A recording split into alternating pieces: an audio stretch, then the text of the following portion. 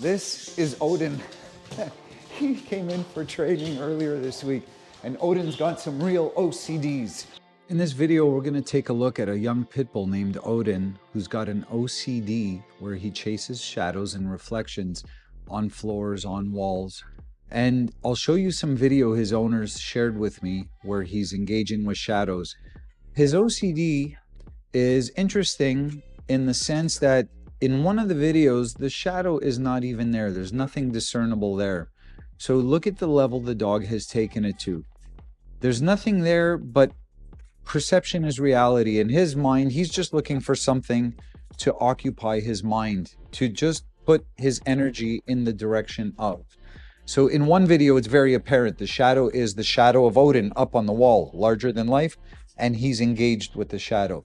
In the other video, it's nothing on the floor and he's hopping like a flea, chasing after it. The first thing I want to do, the dog that has any OCD behavior, is start to develop a love and a want and a focus for another behavior. And in the case of Odin, it's let's play fetch, let's play tug. And the first couple of days, we did zero training and just a lot of tug, a lot of fetch. He broke, I don't know, 2-3 toys, balls on ropes, where it's like, dog's costing me money to train him now because there's toys are not lasting.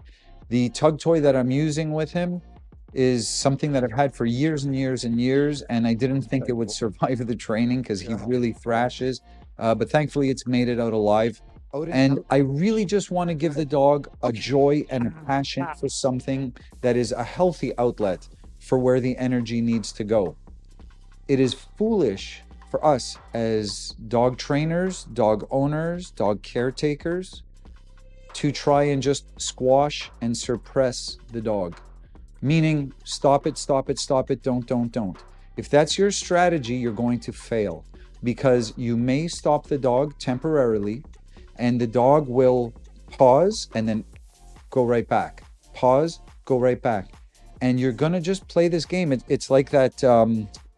what's that game with the handle and the it's like gophers or moles, and it's you see it at amusement parks. In any event, it's like that. Whack-a-mole, and you just boom, boom, boom, boom, boom, and you're just non-stop, and there's too many. You get overwhelmed.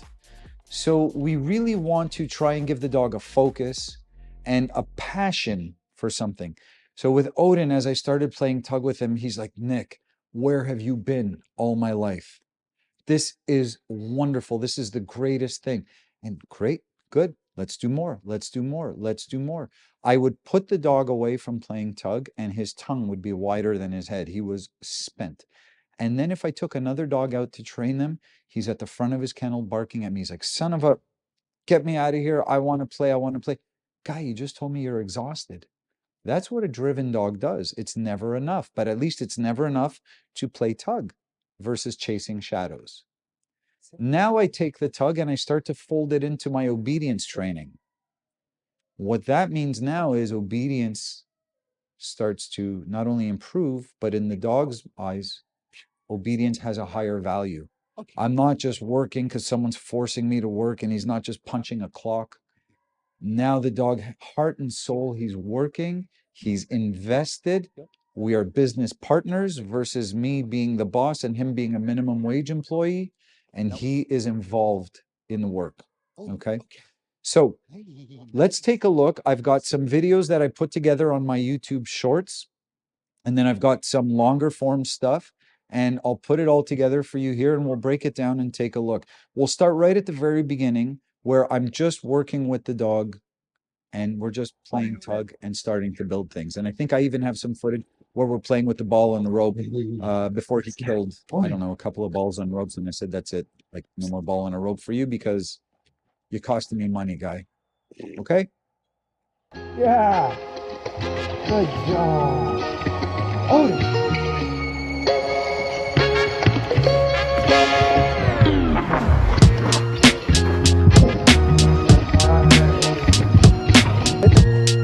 Good.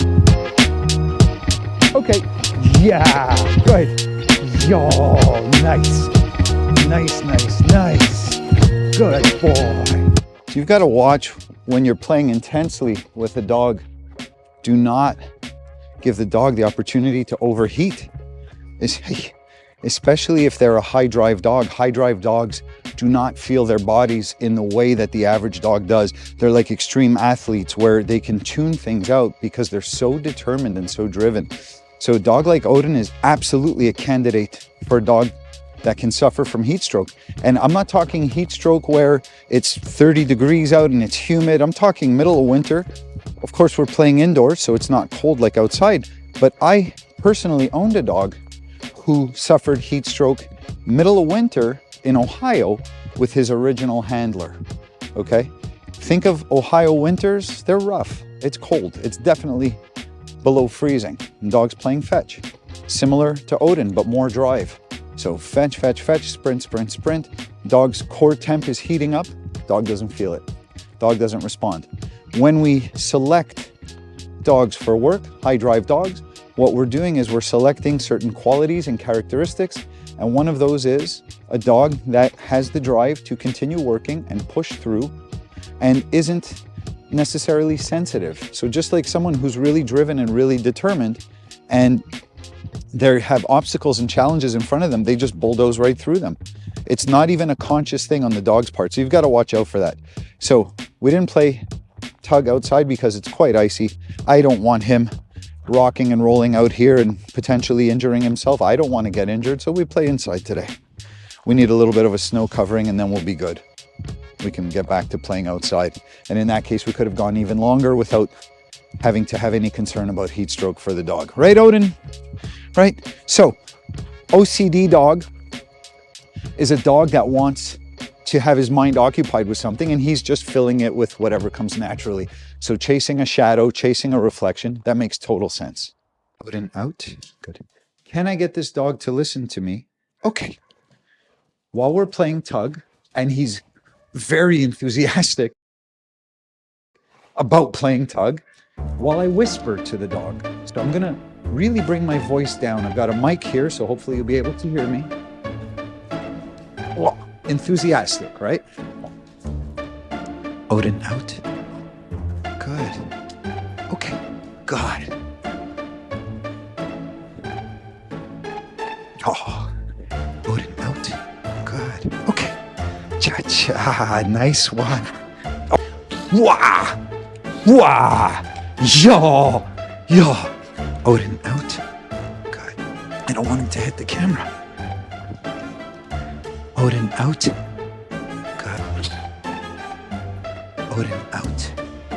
Good. Okay. Here's Odin, shadow chasing dog, big time OCD. Week 2 of training. And if you've followed any of his video series so far, I've put out a few shorts. Odin out, place. Good. You'll understand the process I've been using to build him. And a lot of it has centered around playing. And as you can see, he's very into playing tug. It's much healthier for the dog to be into playing tug than it is chasing shadows. We can structure the game, we can control the game. It creates a bond versus the dog falling deep into the caverns of his mind where he's doing a solo activity, like someone locking themselves in a dark basement, playing video games and isolating themselves, okay?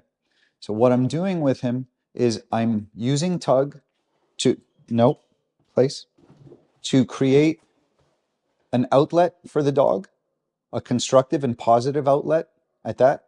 I've got these lights going because I'm trying to recreate shadows. I've been doing this with him all week. He's not really interested. He notices them, but he's really wanting this. So it's a positive outlet. It's one that we can direct and control, and then we can use it. You can see how into this he is, so I can use it to manipulate the obedience process and make the obedience process that much more exciting and fun for the dog. We can create all the shadows we want over here.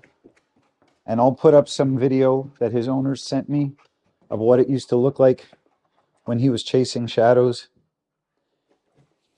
The toy is over there. See what he's doing? Odin, leave it. He's more interested in that than this. Think about what that means. That means that I'm going to have to do a whole lot less of stop it, stop it, stop it. Dogs with OCD, Odin, place. Good boy. Good job, Bubba. Dogs with OCD. Well, let's try that again. Oh, he just farted. Dogs with OCD need to direct their energy somewhere. And if you're not directing it, if you're not being proactive and saying, let's do this and engaging the dog, then you're being reactive and you're waiting for the dog to do the wrong thing. You're telling your dog to stop. And if the dog stops, the dog's going to go back to doing it 3 seconds later, 5 seconds later, 30 seconds later. And then stop, stop, stop, stop. And it's like swatting flies. See how he's obsessing over his tug toy? That's never a bad thing. Never a bad thing, because that's a good outlet for the dog's drive. Look at what he's doing right now. So my shadows, I can bring in all the lights. I can bring in Steven Spielberg lights. I'm not going to get the dog to be as preoccupied with shadows because right now tug wins. So when the tug wins, or whatever healthy game wins, we win as trainers, and of course the dog wins too. Odin.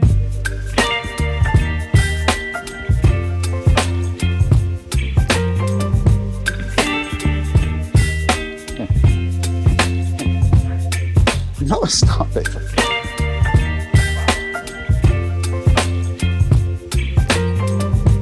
Oh. Odin, okay, get your toy. Get your toy. Baby, you give me ice and Let's fire. get your toy. God. You're giving me wind and rain. Out. You're some kind Sit. of butterfly. Okay. Ah. Baby, you give me midnight. Odin. You whip up my appetite. Don't leave me here high Odin, and sit. dry. Good. Oh,